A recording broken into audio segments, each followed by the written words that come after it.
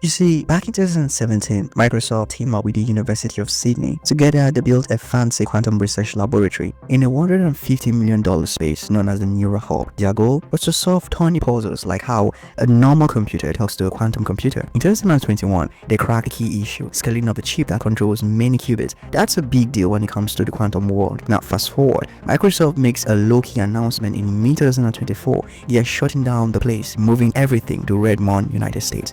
It's framed as organizational shift, but wow, this feels more like a tactical retreat. They offered research and development staff a pay to move. Spoiler alert, the team said no. It turns out they didn't just bounce, they stuck around and they are building their own venture together. But in all of this, there's even a much bigger plot twist. The Australian government was left out of the loop. Microsoft only told them after offering relocation deals to staff. That's awkward timing. With the government investing a ton in quantum, this was the last thing they needed to hear.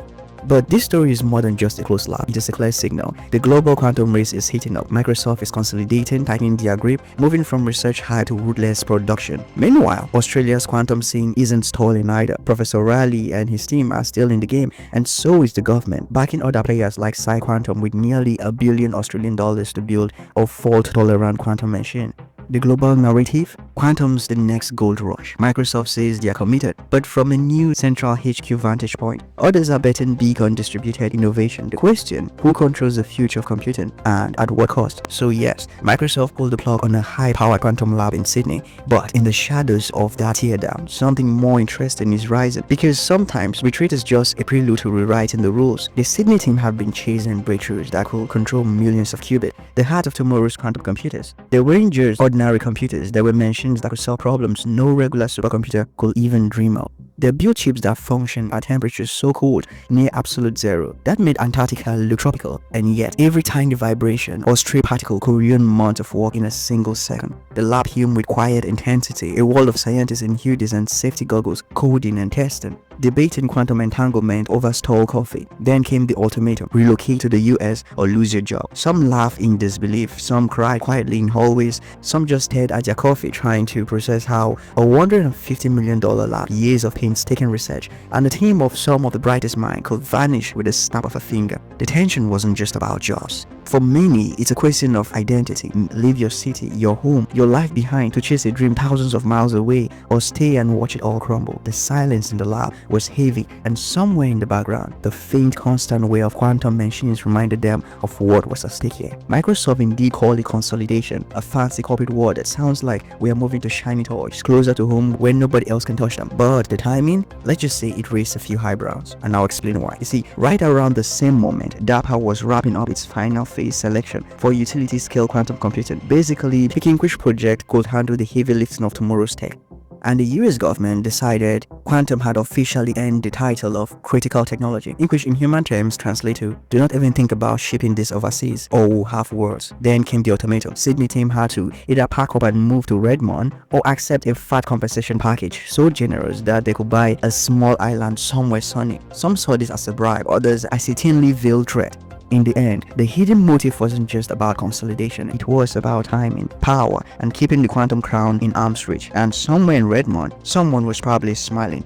The Sydney team wasn't just tinkering with qubit like a key playing with building blocks. They were creating something far more elusive, far more valuable, a cryogenic control chip. And when I say cryogenic, I mean the kind of cold that makes the Antarctica feel like a tropical vacation. This chip doesn't just sit on a desk or inside your laptop or even inside a normal lab freezer. No. It lived inside a massive dilution refrigerator, humming away at temperatures so cold to absolute zero that anything warmer could be considered a sin against physics. Imagine a fridge so cold that even light could feel uncomfortable inside. That's where the chip came alive. The brilliance of this technology lies in what it solved. See, quantum computers have always been haunted by wiring nightmares and heat contamination. By controlling thousands of qubits at once, you will find that each connection, each tiny wire, leak heat, causing errors, chaos, and sometimes complete system collapse. Picture juggling flaming sword while riding a unicycle in a sauna. That's the quantum engineer's nightmare. The Sydney chip, however, acted like a master conductor, orchestrating a symphony symphony of qubit without melting the orchestra in the process. It reduced wiring congestion, minimized thermal interference, and opened the door to scaling quantum machines to millions of qubit, something that has eluded even giants like IBM and Google. This wasn't incremental development, this was a leap, a quantum leap, potentially years ahead of the rest of the field.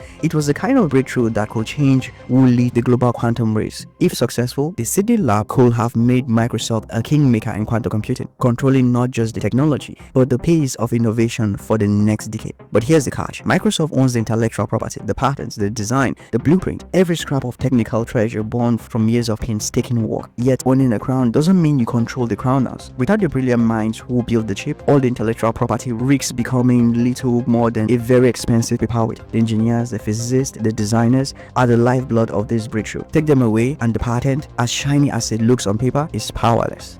And this is the paradox of high-stake innovation. You can own the technology, but can you own the people who will make it real? The moment those minds walk away, or worse, take their knowledge and start something new on their own, that advantage evaporates. Suddenly, your crown is heavy, glittering, but hollow. The Sydney chip wasn't just hardware, it was the embodiment of years of human ingenuity, trial and error, late night in lab corridors, and silent debate over equations that could bend reality. It was the bridge over one of quantum computing's most treacherous chasms, the kind of bridge that others have tried to build for decades without success. Microsoft holds the key to the kingdom on paper, but the real kingdom exists only as long as the people who built it stay under the same roof. As of the relocation ultimatum loom, the question hung in air like a cold, visible cloud. Who really owns the future of technology, the corporations or the humans who brought it to life? See, somewhere in Redmond, executives may have smiled, confident that owning the patent meant owning the game. But in Sydney, the hum of fridges near absolute zero was a reminder that brilliance doesn't come with a label or a contract. It was from the minds that can imagine the impossible. And those minds have a way of seeping out of the door if the incentive weren't just right. Microsoft may have owned the chip, but the impulse of quantum innovation, delicate, rare, and dangerously human, was still very much alive in those who made it real. And in that code, that human lab, the truth was crystal clear. You can patent genius, but you can't patent passion, commitment, or the stubborn creativity that turns physics into an innovation. Take away the people and the chip is just a cold piece of metal. Keep the people and the possibility are almost limitless. That fragile balance is where real power, the real suspense lies. But this story doesn't end with Microsoft's ultimatum. 15 of the brightest minds in Sydney looked at the relocation offer, and one by one they shook their heads. Not a single yes. They weren't just about to trade their homes, their cities, and their lives to a corporate chess, move thousands of miles away. Instead, they did something far more bolder. They rebelled. Out of that rebellion, Emergence Quantum was born, a scrappy startup with audacious goals, founded by the leader who had steered the Sydney lab through its toughest challenges, Professor David Riley and Dr. Tom Oakey. Those weren't just brilliant physicists, they were strategists, visionaries who understood the quantum breakthroughs weren't just about technology, but about people, freedom, and timing. See, within a year, Emergence Quantum was already making waves. It partnered with Dirac, another Australian startup, pooling talent, resources, and ambition. Together, they proved that the cryogenic control chip wasn't just a lab curiosity, it worked with real qubits. Their results were published in Nature magazine, the kind of validation that makes the scientific world sit up and pay attention. It was the proof that that chip could scale and that it could survive the chaos of reality outside of Microsoft carefully controlled labs. Emergence Quantum wasn't just a laboratory experiment, they were in business. Revenue started flowing in from DARPA contracts and strategic partnership, a testament of the fact that even in rebellion, brilliance can be monetized. And more than money, they gained credibility, the kind that turns startups into names people whisper about in global quantum circles. That kind that makes corporate giant pause and take notice. The irony wasn't lost on anyone. Microsoft owned the patents, they designed the blueprint, but the people who knew how to make it all real were now running their own show. Emergence Quantum had become proof that sometimes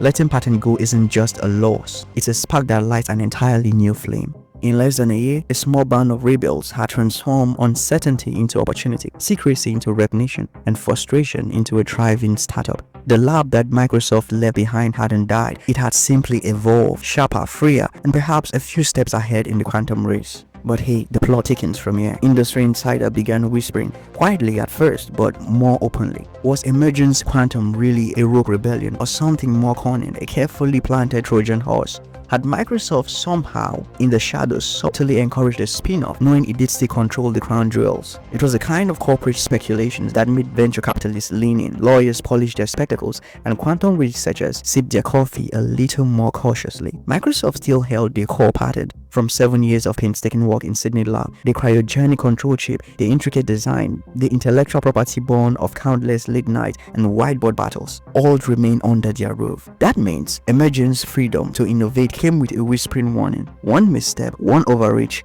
and the tech world will witness legal battles as fierce and public as Waymo versus Uber, only now with qubit instead of self-driving cars, contract, licensing dispute, and patent claims had honed this high-stake quantum game into a courtroom drama. Meanwhile, both Microsoft and Emergence are now working with DARPA, navigating the same perilous terrain where strategic funding, government priorities, and breakthrough technologies intersect. Emergence has cleverly positioned itself as qubit agnostic, a way of staying on Microsoft's good side while still innovating freely. They can test new architecture, experiment with alternative quantum systems, and scale their technology without immediately stepping on the toes of the corporate giant they once defied. But the shadow of Microsoft's patent loomed large, and at any moment they could choose to license the technology back, transforming the rebel children into paying customers, or something far more controlling.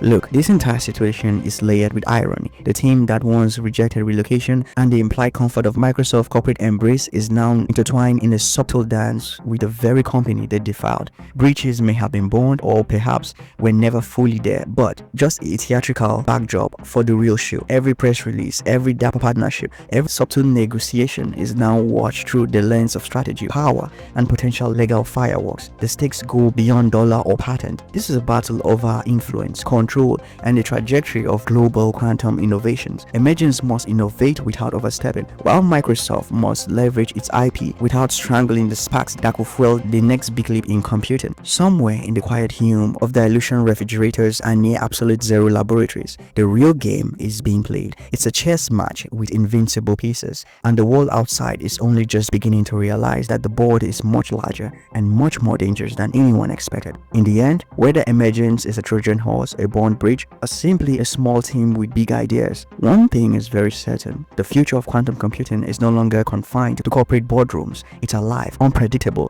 and charged with the tension of 1,000 qubits, each one waiting to decide which side will claim the crown. Microsoft isn't just playing catch-up, they're aiming for a revolution. Their focus is now on topological qubits, specifically the Enigma Majorana 1 chip. Unlike conventional qubits, they are designed to be intrinsically error-protected. In other words, they have the potential to survive the quantum equivalent of a hurricane without losing coherence. If Microsoft succeeds, this will be a monumental leap, a machine scalable to millions of qubits, capable of calculations so complex that even the combined might of IBM and Google will look like a quaint in comparison. The Majorana 1 chip isn't just a chip, it's a possible quantum game changer, a device that could make today's supercomputer look like abacus. The US government has taken notice, and they are backing it with billions of dollars. Quantum computing isn't just a science fiction anymore, it's a matter of national security. Current encryption methods, that's the backbone of global financial systems, military communications, and critical infrastructure, could crumble under the power of a large-scale quantum computer. AI systems too could be accelerated in ways that give whosoever holds the quantum key unprecedented technological advantage.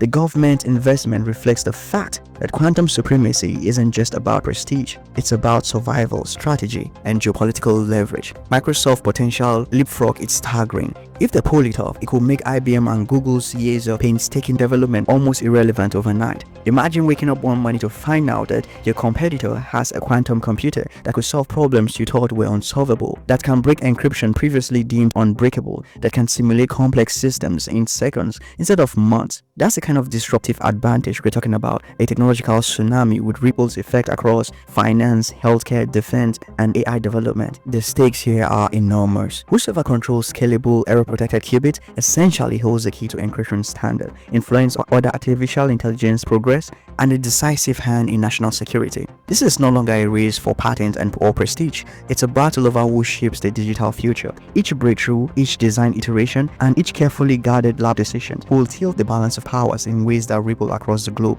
Meanwhile, Emergence Quantum is quietly pursuing a different path. While Microsoft chases the topological holy grail, Emergence is proving the cryogenic control chips works at scale, partnering strategically and staying agile. Their work may seem small compared to the Mahorana ambition, but in a field where microseconds and microkelvin matters, even a seemingly minor innovation can have outsized effect. A single breakthrough in scaling, a single insight into qubit stability, a single talented scientist choosing emergence over Redmond could tip the scales. This is why the quantum race is more than labs and papers. It's a chessboard of unprecedented complexity. Governments, corporations, startups, and rogue innovators all play a part. And the moves are made in near silence, inside rooms cold to near absolute zero, with machines humming in rhythm that few outside can even hear. Every qubit is a pawn, every chip is a rook, and every patent is a queen in a high-stake game, where the winner can detect the trajectory of technology, power, and security for decades to come. In essence, this isn't just about computing anymore, it's about control. Control of information, control of AI, control of security, and ultimately control of influence in a world that is rapidly becoming defined by who can harness the power of the quantum. One chip, one algorithm, one strategic decision could shift the global balance. And in the cold human laboratories of Microsoft and Emergence Quantum, the next move is as uncertain as it's potentially world-changing. Australia just watched one of its crown jewels slip through its fingers, the Sydney lab. Arguably the world's most advanced quantum research and development team was gone almost overnight. The government was blindsided, left scrambling to explain how a $150 million laboratory and a team of world-class scientists could vanish right after the launch of its national quantum strategy. Timing, it seemed, was everything, and Australia had been caught flat-footed. The irony is sharp. The government had spent over $1 billion trying to lure foreign companies to invest in local quantum research, dangling incentive and sweet deals, all while the most promising homegrown talent was quietly preparing to walk away. Years of investment, strategy document, and glossy press releases couldn't compete with the allure of independence and autonomy for the very scientists that they were meant to cultivate. Now, Emergence Quantum is a free agent, no longer tilted to Microsoft or bound by national loyalty. The startup could form partnership anywhere, the US, the European Union, or, if business calls, even China. In the blink of an eye, Australia went from being a potential powerhouse in quantum computing to just a spectator, watching its own team plot a path that could reshape the global technology landscape without it. It's a classic case of opportunity lost. One misjudged automaton, one overlooked talent pool, and suddenly the strategic advantage was moved offshore. And while governments and corporations debate policy and intellectual property, Emergence Quantum is quietly innovating, proving that sometimes the most dangerous technology isn't just the chip, it's the freedom to use it where you see fit. Australia's missed weapon isn't a piece of hardware or a patent. It's a team of humans who can turn ideas into breakthroughs, and the world is now theirs to play with. Microsoft has gone quiet, not the polite "we'll be back to get you," but full-on cloak and dagger quiet, limited access, carefully and controlled information, and enough secrecy to make the scientific community squint suspiciously. Every press release is measured, every detail filtered, as if they were playing chess while everyone else is still learning checkers. In February 2025, they finally broke their silence, announcing the Mahorana 1 chip, 8 qubit. On paper, it's a start, but the scientific world reacted with caution. The data looked noisy, the results unconvincing. The skeptic whispered that that could be a smokescreen, a way to make competitors feel like they were keeping up. When in reality, Microsoft is quietly building something far more formidable. Behind the scenes, insider claim the companies claim to have full-stack prototype quantum computers by 2027. That means a complete system, hardware, control software, error correction that works, all integrated and ready to scale. If that's true, it's a huge leap, one that could render today's leaders obsolete before anyone even finishes their press briefings. Microsoft's strategy seems clear: move quietly, build in secret, and let competitors boast in public, but incremental gains while the real disruption brews behind locked doors. It's a long game, high-stakes strategy that relies on patience, secrecy, and the ability to surprise the world when the moment is just right. In essence, Microsoft isn't playing the usual game of who first publishes. They are playing the game of who controls the future, slowly, silently, and with a plan that might leave everyone else wondering what hit them. In the end, Microsoft walked away with the patents, the designs, the legal ownership of the breakthrough technology. Emergence Quantum, on the other hand,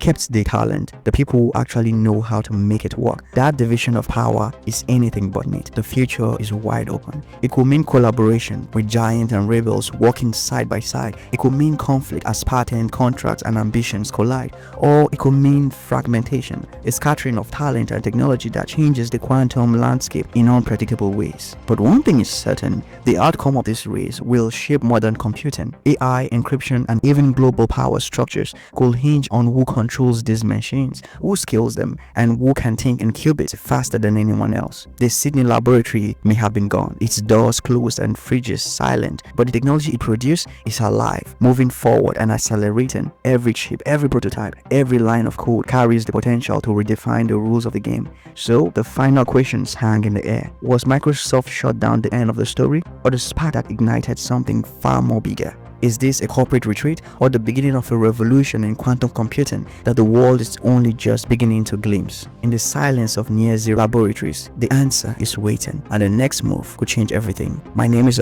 Sina. Subscribe for more and see you guys in the next video.